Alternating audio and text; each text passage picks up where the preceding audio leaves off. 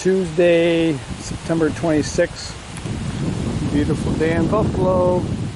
Sun's out, light breeze, probably 65, maybe 70. Yeah, it's a very nice day.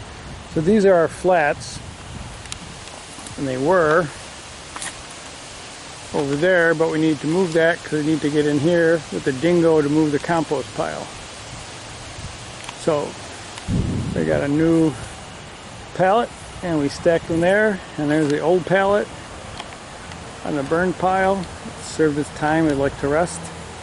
Next is these 100-pound 4x6 horse mats.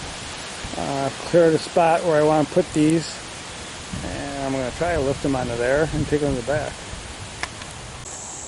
Alright, we got one mat, two mats, here's the third mat. Whew,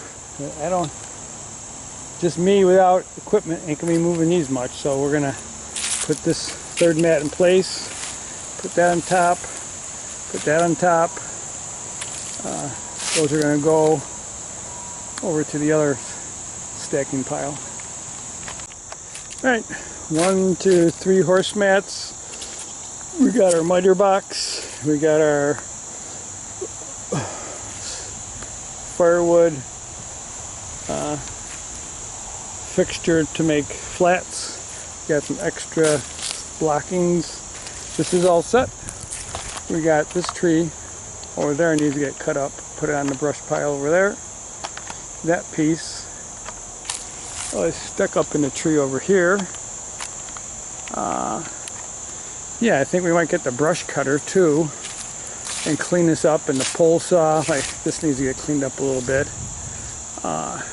And we have, you know, one dead tree, two dead trees, those are dead trees.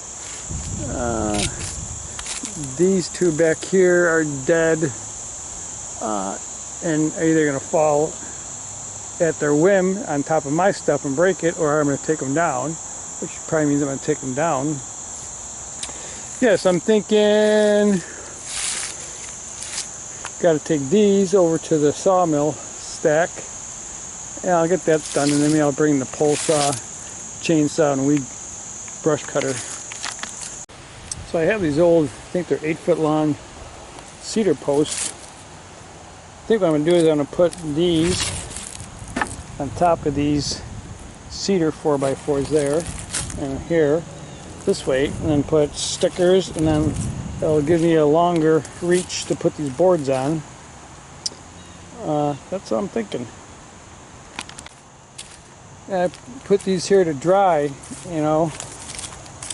When I made these things, they were like featherweight, but now you can kind of see it looks pretty saturated.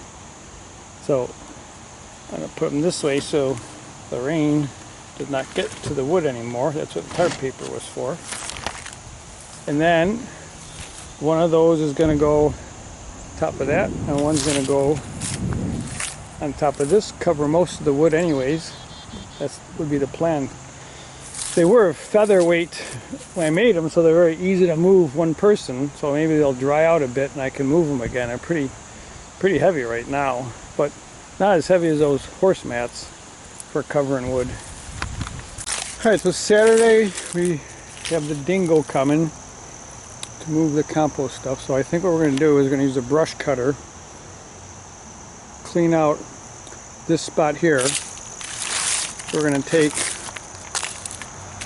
that pile, which is the newest pile, this year's grass clipping, leaves, stuff, vegetables, and we're going to put it here.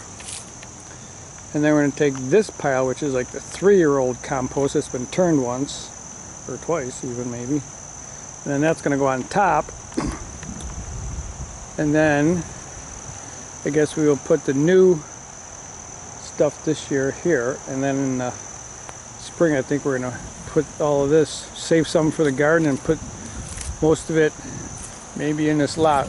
Thought is to maybe taper it this way and this way, because this gets really wet back here. Need some, so maybe scrape off the topsoil, put the compost in, put the topsoil back. I'm not sure. Alright, here's a brush cutter here. So I think I'm going to take the ARC 73 lawn tractor that's out here, and I'm just going to mow this, mulch it, clean it up, and same thing over here. This is where we usually put logs, wood scraps for chipping. So I cleaned up this side over here, and I think I'm going to get the pole saw because there's some things up here I need to clean up a little bit. But cleaned up around this wood stack over here.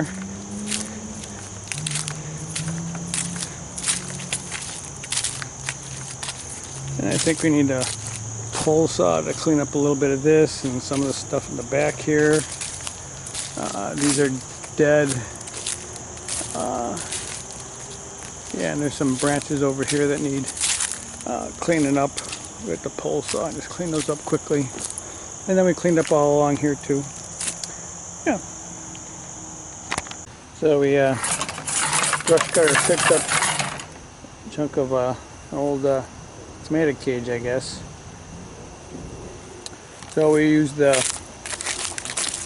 Ryan lawnmower. We cleaned up this spot here where we're going to put the compost. In those two piles, we cleaned up this. This is where we put our wood to be chipped. The final walkthrough, make sure we picked up all our tools and cleaned up stuff. So we just cleaned up along this edge, and we cleaned up along this edge over here. Looks like we might have disturbed our wood up here. We should probably put this back right here. Yeah, we cleaned up back here. We cleaned up along here, just overhanging stuff. Yeah, that branch had fallen, so we had to clean up some of the stuff in here. This should be all set for a bit. We got the horse mats up here. Another day we'll use a chainsaw, take down some of these dead trees, fell them the way they'll do the least amount of damage, and harvest them for trail work. They have to be cleaned up over in this area pretty nice.